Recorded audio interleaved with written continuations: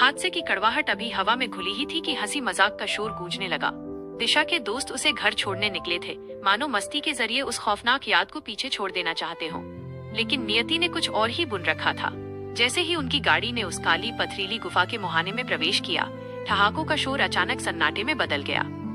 गुफा के भीतर की हवा एकदम से बर्फीली हो गई। दिशा और कबीर, जो सामने की सीट पर थे, उनकी सांसें गले में ही अटक गईं। गुफा के दूसरे छोर पर रोशनी की जगह एक विशाल, डरावनी बर्फ की दीवार खड़ी थी। ऐसा लग रहा था जैसे गुफा का अंत किसी ठंडे कब्रिस्तान में हो रहा हो। कबीर चिल्लाया, उसके माथे पर पसीने की बूंदें जमने लगी थीं। चीखते हुए टायरों की आवाज गूंजी और गाड़ी रुक गई। लेकिन जैसे ही धूल थमी, सामने का नजारा बदल चुका था। वहाँ कोई दीवार नहीं थी, सिर्फ खाली सड़क और गहराता अंधेरा था। अभी तो वहाँ बर्फ थी। दिशा की आवाज कांप रही थी। इससे पहले कि कोई कुछ समझ पाता, एक जोर का धमाका हुआ।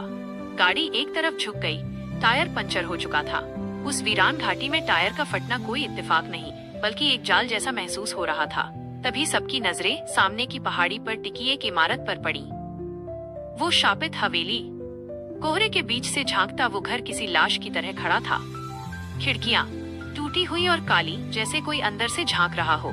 दीवारें सालों पुरानी काई और दरारें जो चीख चीख कर अपनी उम्र बता रही थीं। एहसास, उसे देखकर ऐसा लग रहा था जैसे वो घर सदियों से किसी के आने का इंतजार कर रहा हो।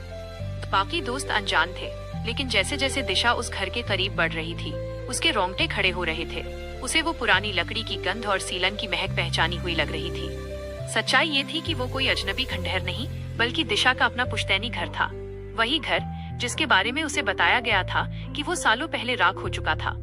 वो घर जिसे उसने अपनी धुंधली यादों के सबसे अंधेरे कोने में दफन कर दिया था, आज उसे वापस निगलने के लिए खड़ा था।